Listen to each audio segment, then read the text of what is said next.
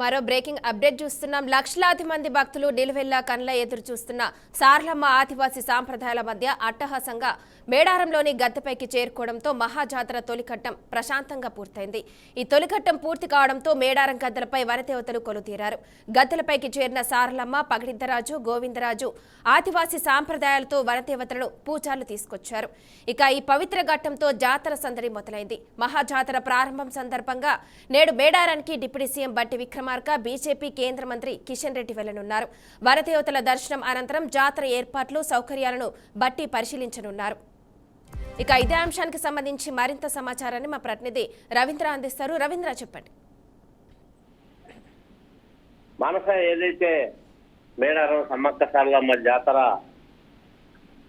నిన్నటి నుంచి మొదలవడం జరిగింది. మొత్తం మీద సాయంత్రం వరకు సారలమ్మ గద్దెలపైకి ఆశీనులయ్యారు. మొత్తం భక్తులంతా కూడా దాదాపుగా రాత్రంతా కూడా క్యూ లైన్ల ద్వారా సందర్శించుకోవడం జరిగింది. ఈ రోజు సమ్మక్క సాయంకాలం దాదాపుగా 8-9 గంటల వరకు ఆ గద్దెపైకి ఆశీనులు కానున్నారు. అంటే ఇద్దరు అమ్మవార్లందరూ కూడా ఆశీనులైన తర్వాత రేపు ఎల్లుండి సాయంకాలం మళ్ళీ వన ప్రవేశం ఉంటుంది. అందువల్ల దాదాపుగా ఈ 2 రోజులలోనే భక్తులైతే దాదాపుగా 3 కోట్ల మంది భక్తులు అమ్మవార్లను సందర్శించుకోనున్నారు. మొత్తం మీద చేసినటువంటి అభివృద్ధి కావాలి, తర్వాత అక్కడ ఉన్నటువంటి ఏర్పాట్ల పైన అధికారులంతా అప్రమత్తంగా ఉన్నారు. గతంలో నాయకులంతా కూడా ఎప్పటికప్పుడు పర్యవేక్షిస్తున్నారు. మొత్తానికి ఈ రోజు బట్టి తర్వాత కేంద్ర మంత్రి కిషన్ రెడ్డి కూడా వచ్చే అవకాశాలు ఉన్నాయన్నారు. మొత్తం మీద షెడ్యూల్ అయితే ఇంకా ఫిక్స్ ఏం కాలేదు, కానీ వచ్చే అవకాశాలు ఉన్నాయన్నారు. మరి ఈ రోజు అమ్మవార్లు వచ్చిన తర్వాత రేపు వస్తారా, లేకుంటే బట్టి విక్రమార్క వచ్చి ఈ రోజే ఉన్నారా? లాంచింగ్ క్యాబినెట్ మీటింగ్ జరిగిన తర్వాత దాన్ని లాంచింగ్ చేసిన తర్వాత ఈ రోజు మళ్ళీ అమ్మవార్లను దర్శించుకునే నేపథ్యంలో మళ్ళీ ఈ రోజు వస్తారా రేపు అనేది షెడ్యూల్ కాలేదు, కానీ మొత్తం మీద అయితే వచ్చి పరిశీలించనున్నారు.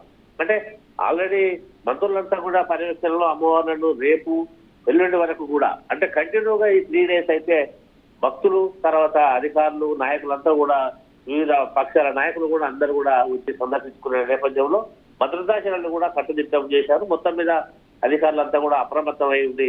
సమ్మక్క సారలమ్మ జాతరను చాలా ఎంతో ఘనంగా మనం నిర్వహించాలని ఉద్దేశంతో ఇక్కడ అన్ని ఏర్పాటు చేశారు. మొత్తం మీద ఏదైతే మన సాంప్రదాయకు ఆదివాసీల సాంప్రదాయకు అది గత 100 సంవత్సరాల క్రితం లేని ఎక్కడ, అంటే వాళ్ళ ఆనవాళ్ళు లేనటువంటి దాన్ని హైలాండ్లలో ఇక్కడ మొత్తం ఏర్పాటు చేయడం జరిగింది.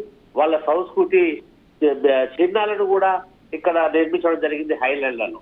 అంటే అడవాయి ఎంట్రన్స్ వెల్కమ్ బోర్డులలో అక్కడి నుంచి మొదలుపెట్టినట్లయితే కనుక అక్కడ ఆదివాసీ చిహ్నాలు వాళ్ళ గుర్తింపులన్నీ కూడా అక్కడి నుంచి మొదలై అక్కడ చూసినటువంటి భక్తులైతే కనువింపుగా వాళ్ళంతా ఎంతో ఆనందాన్ని, సంతోషాన్ని వ్యక్తం చేస్తున్నారు. ఎందుకనంటే గతంలో ఎప్పుడు చూడనటువంటి చిహ్నాలను ఈసారి భిన్నంగా జాతర కొనుకు ఏర్పాటు చేయడం జరిగింది. దానికి సంబంధించినటువంటి అంశాలు ఏవైతే ఉన్నాయో ఇక్కడ తర్వాత జంపన్న వాగు దగ్గర, తర్వాత అమ్మవార్ల గద్దెల దగ్గర హైలైట్ చేసి హైలాండ్ లో వాళ్ళ పూర్వీకులైనటువంటి చిహ్నాలను తర్వాత అక్కడ నిర్మింపజేయడం జరిగింది. ఈ మేడారం జాతరలో దాదాపుగా అక్కడ ఉన్నటువంటి నూతన ఆలయంగా ప్రసిద్ధిగా చేసినటువంటి ఖ్యాతిని అక్కడ మనం నిర్మించడం జరిగింది. తాళ్లపత్ర గ్రంథాలు కూడా వాటి ఆధారంగా కూడా ఆనవాళ్ళు కూడా దాని మీద రాతి కట్టడాల మీద చెక్కించడం జరిగింది. ఎంతో ప్రతిష్టాత్మకంగా ప్రభుత్వం ప్రతిష్టాత్మకంగా తీసుకున్నటువంటి ఈ నిర్మాణంలో ఎక్కడ ఎలాంటి ఆదివాసుల మనోభావాలు దెబ్బతీయకుండా వాళ్ళకు అనుగుణంగా వాళ్ళ తాటిపత్ర గ్రంథాలు దాదాపు అంటే 100 సంవత్సరాల క్రితం ఉన్నటువంటి విషయాలన్నీ కూడా వాళ్ళు క్రోడీకరించి తర్వాత అక్కడ దాని మీద రాతి కట్టడాల పైన నిర్మాణం చేపట్టడంతో చాలా ఆనందం వ్యక్తం చేస్తున్నారు భక్తులైతే. చూసి అక్కడ తరింపజేస్తున్నారు. అంటే ఈ జాతర చాలా ఎంతో ఉత్సాహంగా చూడడానికి అయితే వాళ్ళకు చాలా టైం తీసుకుంటుంది. అంటే మొత్తం తిరిగి చూడడం వల్ల ఆలయం లోపల దాదాపుగా ఒకేసారి 10,000 మంది దర్శించుకునే విధంగా ఏర్పాట్లు చేయడం జరిగింది.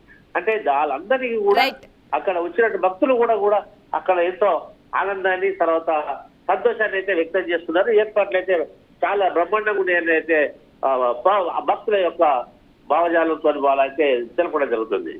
మానస. Okay, thank you Ravinder.